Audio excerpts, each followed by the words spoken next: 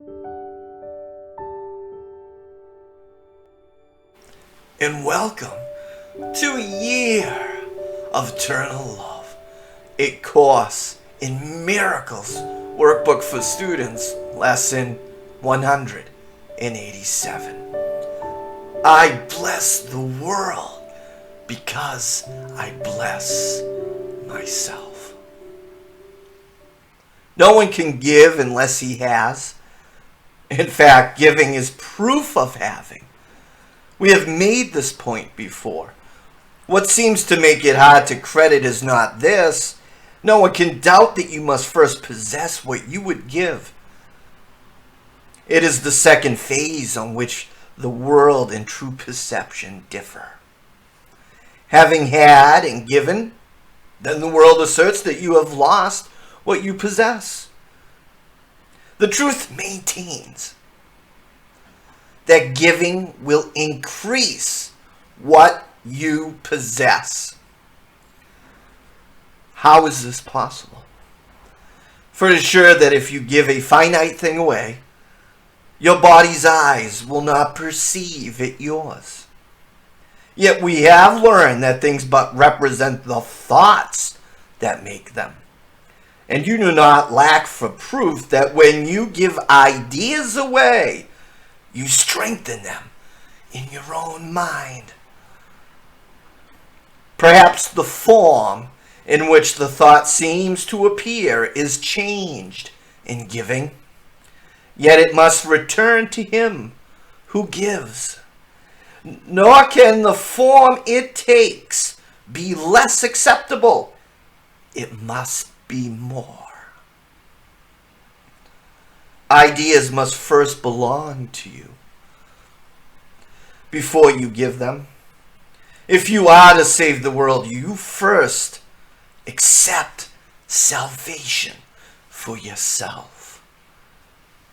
But you will not believe that this is done until you see the miracles it brings to everyone you look upon.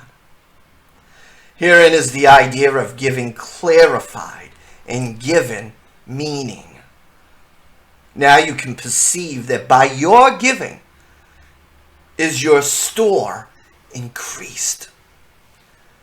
Protect all things you value by the act of giving them away, and you are sure that you will never lose them. What you thought you did not have is thereby proven yours. Yet value not its form, for this will change and grow unrecognizable in time, however much you try to keep it safe. No form endures. It is the thought behind the form of these things that lives unchangeable. Give gladly. You can only gain thereby. The thought remains and grows in strength as it is reinforced by giving. Thoughts extend as they are shared, for they cannot be lost. There is no giver and receiver in the sense the world conceives of them. There is a giver who retains, another who will give as well, and both must gain in this exchange, for each will have the thought in form most helpful to him. What he seems to lose is always something he will value less than what will surely be returned to him. Never forget you give but to yourself. Who understands what giving means must laugh at the idea of sacrifice. Nor can he fail to recognize the many forms which sacrifice may take. He laughs at well as at pain and loss, at sickness and at grief, at poverty, starvation, and at death. He recognizes sacrifice remains the one idea that stands behind them all, and in his gentle laughter are they healed. Illusion, recognized, must disappear. Accept not suffering, and you remove the thought of suffering. Your blessing lies on everyone who suffers when you choose to see all suffering as what it is.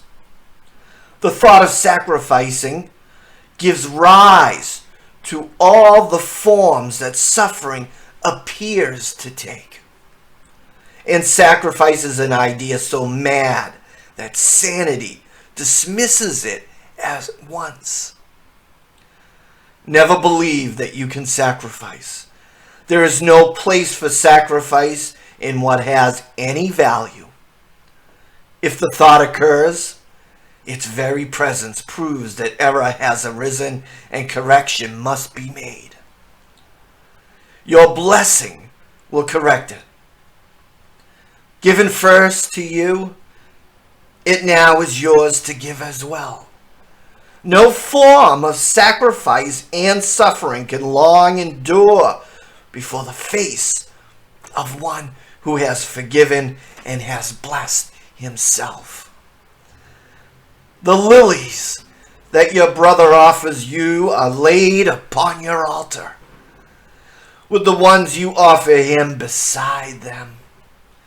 Who could fear to look upon such lovely holiness? The great illusion of the fear of God diminishes to nothingness before the purity that you will look on here. Be not afraid to look. The blessedness you will behold will take away all thought of form and leave instead the perfect gift forever there, forever to increase, forever yours, forever given away. Now are we one in thought, for fear has gone. And here before the altar to one God, one Father, one Creator, and one thought, we stand together as one Son of God. Not separate from Him, who is our source. Not distant from one brother, who is part of our one self, whose innocence has joined us all as one. We stand in blessedness and give as we receive. The name of God is on our lips, and as we look within, we see the purity of heaven shine in our reflection of our Father's love. Now are we blessed, and now we bless the world.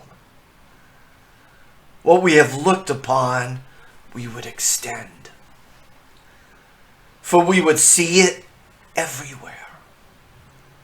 We would behold it, shining with the grace of God in everyone.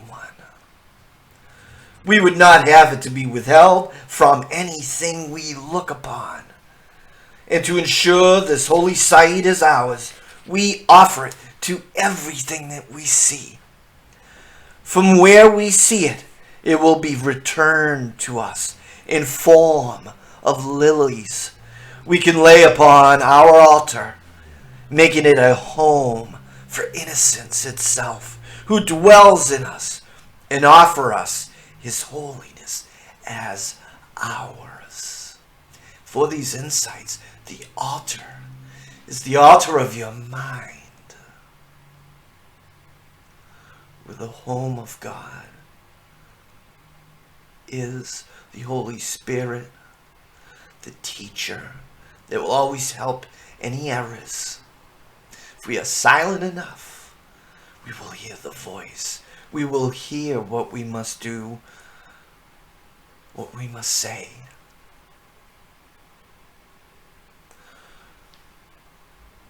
we will know to give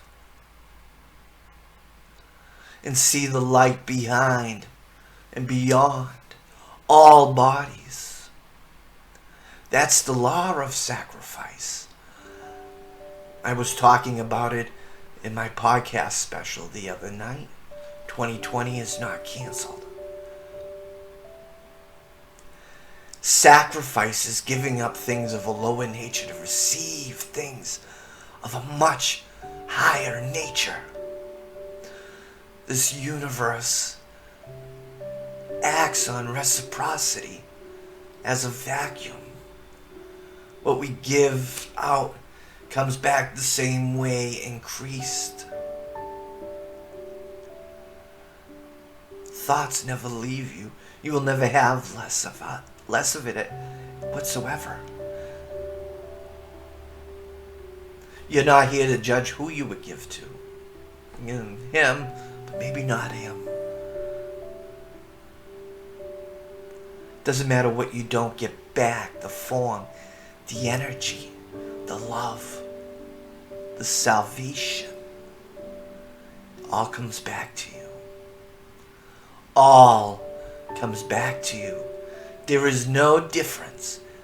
We covered that in one lesson, quite a few lessons ago. Giving and receiving are one. I bless the world as I bless myself. I want to thank you for joining with me today. This is a year of eternal love. I love you. And I hope you'll join me for tomorrow's lesson. And until then, God bless.